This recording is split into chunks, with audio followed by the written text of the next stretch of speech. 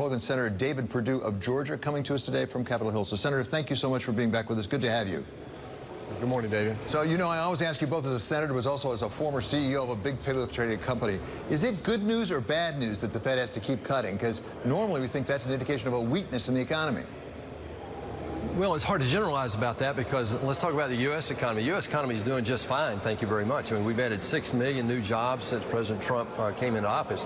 So what Chairman Powell talked about yesterday, and we hope to probe on this a little bit more today in the Senate banking hearing, is what are those global cross currents internationally? He talked about the trade concerns, and I understand that, but the long-term implications of these trade negotiations going on around the world have to be tremendously encouraging because to our economy anyway in the United States. So I think what the Fed is concerned about right now is will these cross currents internationally have a negative impact in the next 6 to 8 months over on the U.S. economy. Are you concerned at all, Senator, that the Fed may increasingly be really turning to the markets to decide what to do rather than to underlying economic data? Well, I've been concerned about that all along. I don't think the market is a measure of the U.S. economy necessarily. And what I look at is there's plenty of capital in this market. Remember, innovation, capital formation, and the rule of law is what really fundamentally built this economic miracle over the last 75 years on top of a great workforce. So I'm a little concerned that they tend to talk about the markets more than I'll be comfortable with. But you know, so far so good. I think this economy is moving, reacting to freeing up capital on several fronts, the tax bill, the Dodd-Frank bill, and also releasing some of the pressure on regulations here makes our businesses more competitive with the rest of the world, and that's what we see going on right now. Whether it's the goal or not, as you know, Fed policy will affect the dollar and how strong the dollar is against other currencies. There are reports now to the White House that the president would really like to weaken the dollar. As a former CEO as well as a senator, does that make sense to you? Well, you know, in these companies that I ran, they were multinational, so we had to watch FX, foreign exchange, and interest rates around the world, and what people did to arbitrage that. But yes, you know, any sitting president would love to have low interest rates to spur growth.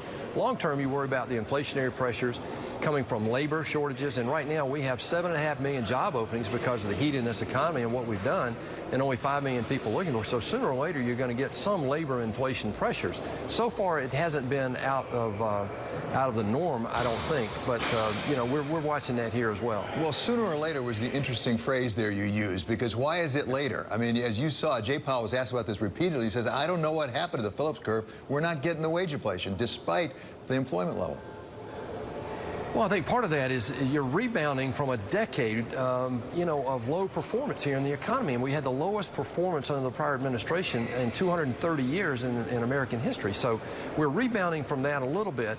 At some point, though, the dynamics probably have to come back in. Now, the other thing, though, is sitting out there is, are we going to really succeed in this trade negotiation long term? And I believe we will. And if we create a level playing field, we can open up markets for our ag products in the U.S., our manufactured products, and that's what's happening right now is we have a renaissance going on in our manufacturing environment right here in the U.S. So those are the things that I'm encouraged by. The buttons we've pushed are producing the results we wanted. And now the Fed's looking at it and saying, well, let's see what the international pressures are going to do to it. As the chair appears before you today, everybody's mindful of the fact that President Trump has been rather critical, I think it's fair, of Jay Powell. And he repeatedly says he has the power to dismiss him as chair. Do you believe he does have the power, and would you urge him not to exercise that power? Well, I certainly would not like to see that today. I don't think it's my role to weigh in on what the Fed is doing. They're an independent central bank. It's served us well that way. I don't want elected officials here in Congress weighing in on interest rate increases or interest rate decreases. What I was worried about over the last few years was the size of the balance sheet, and I'm worried about it. I still worry about that, and worry about the size of the Japan central bank's balance sheet, China's, as well as Europe's. But they all seem to be dealing with that rationally right now. Although Chair Powell has recently indicated that maybe they might revise or revisit the question of the balance sheet. I mean, at one point we were taking it down, then he said we're going to stop taking it down. Now there's some suggestion maybe they go back into increasing the balance sheet. You'd be opposed to that? Well, I don't want to comment on that, David, but I will say this. I like what they were doing when they were rationalizing to get some normal level that everybody can be comfortable with. What I'm also worried about is the negative interest rates around. I'm not an economist, but as a business guy, that really concerns me in Japan and parts of Europe.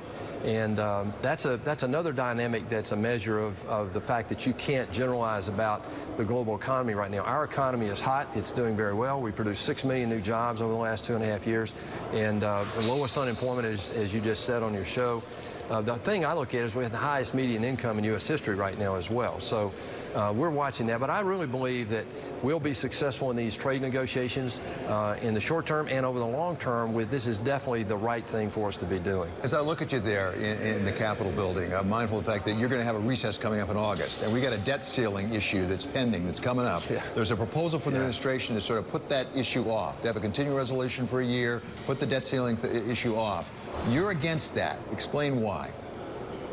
Well, number one, it's irresponsible. This is outrageous that the United States government and the United States Congress, we do not, historically, have not funded this government on time. Only 4 times in the last 45 years since the '74 Budget Act was put in place, David, has Congress actually funded the government before the start of the new fiscal year.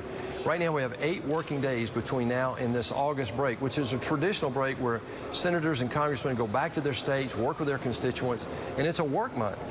Right now, though, we have got to get, I believe, defense and labor, HHS, and education funded before we leave on break to avoid the problem coming back. We only have 10 working days in September. A CR is terrible, David, to the military. It doesn't sound so draconian. It continues spending at the same level we spent last year.